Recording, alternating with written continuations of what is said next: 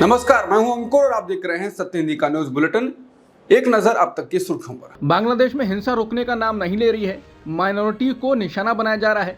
अब एक वीडियो ऐसा आया है कि उसको देखकर रूह कांप जाएगी। पहले एएसआई संतोष शाह की बेरहमी से हत्या कर दी गई, उनके शरीर की भयावह हालत कर दी गई और फिर उन्हें भीड़ के सामने उल्टा लटकाया गया। इस भयावह कृत्य ने हिंदुओं को सदमे में डाल दिया है, जिससे फोर्सेस के भीतर हिंदुओं के टारगेटेड उत्पीड़न के बारे में चिंताएं बढ़ गई हैं। ये कोई ऐसा पहला मामला नहीं है, व्यक्तियों की धार्मिक पहचान के आधार पर निशाना बनाने के पैटर्न का हिस्सा है। इसके अलावा वो मुस्लिम को भी टारगेट कर रहे हैं जो आवामी लीग से संबंध रखते हैं।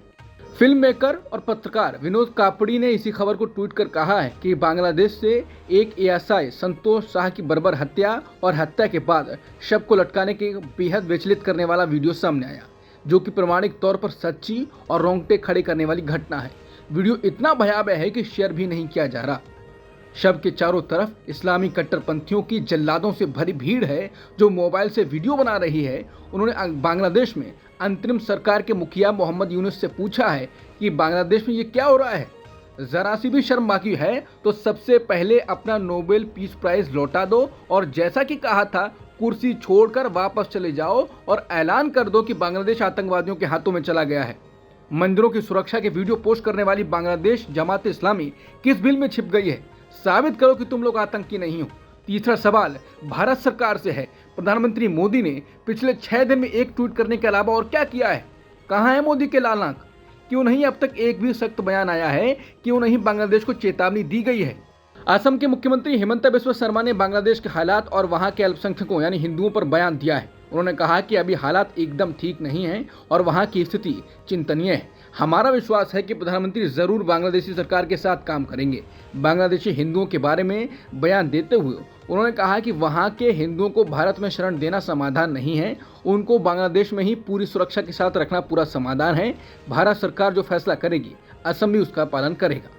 बांग्लादेश के चीफ जस्टिस ओबैदुल हसन ने अपने पद से हटने की घोषणा कर दी। उनका फैसला शनिवार को छात्रों के विरोध प्रदर्शन के बाद आया, जिन्होंने उन्हें और अपीलेट डिवीजन के जजों को दोपहर 1 बजे तक का इस्तीफा देने का अल्टीमेटम दिया था। भेदभाव विरोधी छात्र आंदोलन के कोऑर्डिनेटर्स में से एक हसनत अब्दुल्ला ने सुप्रीम कोर्ट परिसर से चेतावनी देते हुए कहा कि अगर चीफ जस्टिस और बाकी जजों ने इस्तीफा नहीं दिया तो उनके आवासों को घेर लिया जाएगा। चीफ जस्टिस ने इसके बाद सुप्रीम कोर्ट परिसर में पत्रकारों को बुलाया और उनसे कहा कि उन्होंने हालात के मद्देनजर सुप्रीम कोर्ट, हाई कोर्ट और निचली अदालतों के जजों की सुरक्षा को देखते हुए इस्तीफा देने का फैसला किया है। बांग्लादेश की पूर्व प्रधानमंत्री खालिदा जिया की नेतृत्व वाली पार्टी बीएनपी ने भारत को एक प्रकार से चेतावनी सी दे दी है। बीएनपी के वरिष्ठ नेता और पूर्व मंत्री गायोशर रॉय इस सवाल का जवाब दे रहे थे कि उनकी पार्टी भारत विरोधी समझी जाती है। इस पर उन्होंने कहा कि बांग्लादेश और भारत को आपसी सहयोग करना चाहिए। उन्होंने कहा कि भारत सरकार को ऐसा व्यवहार करना होगा जो आपसी सहयोग की भावना के मुताबिक हो।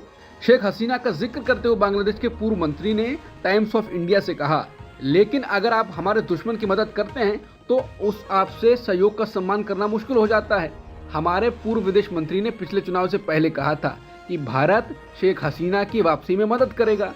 इसके अलावा उन्होंने कहा कि शेख हसीना का दायित्व तो भारत द्वारा वहन किया जा रहा है। उन्होंने कहा कि भारतीय और बांग्लादेशी लोगों को एक दूसरे से कोई दिक्कत नहीं है, लेकिन क्या भारत को एक पार्टी को बढ़ावा देना चाहिए और पूरे देश को नहीं?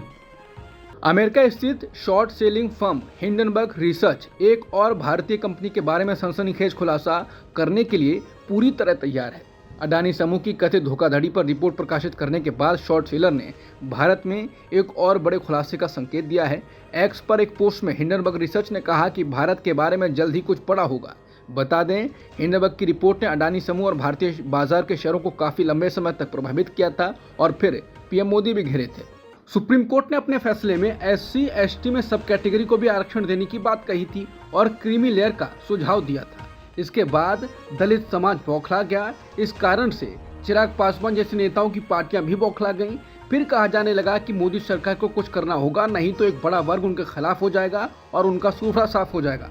इस सब के बीच शुक्रवार को SC/ST वर्ग के सांसदों ने पीएम मोदी से मुलाकात कर ज्ञापन सौंपा और उसके बाद सुप्रीम कोर्ट के फैसले पर रेलवे मंत्री अश्विनी वैष्णव ने सरकार की ओर से पक्ष रखा। उन्होंने कहा कि अभी हाल ही में माननीय सुप्रीम कोर्ट ने आरक्षण के विषय में एक निर्णय दिया था। इस फैसले में सुप्रीम कोर्ट ने एससी और एसटी के आरक्षण के विषय में कुछ सुझाव दिए। अश्विनी वैष्णव ने कहा कि आज प्रधानमंत्री की अध्यक्षता में कैबिनेट में इस विषय पर विस्तृत चर्चा हुई और कैबिनेट का मत है कि एनडीए सरकार बाबा साहब के बनाए हुए संविधान के प्रावधानों के प्रति प्रतिबद्ध और संकल्पबद्ध है। रेल मंत्री ने कहा कि बाबा साहब के बनाए हुए संविधान के अनुसार एससी और एसटी के आरक्षण में क्रीमी लेयर का कोई प्रावधान नहीं है। उन्होंने कहा कि कैबिनेट का सुविचारित मत है कि संविधान के अनुसार ही एससी और एसटी का आरक्षण की व्यवस्था होनी चाहिए, जिसके बाद दलित समाज की ओर से खुशी की आवाज उठने लगी। लोग एक दूसरे से कह रहे हैं ये आपकी एकता की जीत है। अब एससी एसटी के आरक्षण में न बंटवारा होगा, न क्रीमी लेयर का कोई झंझट रहेगा। बता दें, पिछले कुछ दिनों में ही सरकार को बार बार झुकना पड़ रहा है। विनेश फोगाट को जैसे ही वेट बढ़ने के कारण ओलंपिक में अयोग्य करार दिया गया, वैसे ही एक लोगों का वर्ग उनके खिलाफ साजिश हुई ऐसा आरोप लगाने लगा। हालांकि किसी भी पहलवान ने नहीं कहा कि साजिश हुई है। इस बीच अब विनेश फोगाट दिल्ली हाईकोर्ट पहुंच गए हैं। उन्होंने दिल्ली हाईकोर्ट में आरोप लगाया है कि रेसलिंग फेडरेशन ऑफ इंडिया यानी WFI और इसके president Sanjay Singh Olympic village में मौजूद थे और फोगाट के भविष्य को लेकर फर्जी फैसले ले रहे थे। फोगाट की ओर से दिल्ली हाईकोर्ट के सामने पेश हुए वरिष्ठ अधिवक्ता राहुल मेहता ने यह भी कहा कि खेल मंत्रालय ने WFI के चयनित एग्जीक्यूटिव समिति को भंग कर दिया था। इसके बाद भी ऐसा हो रहा है, जिसके बाद लोग फिर सवाल उठाने लगे हैं।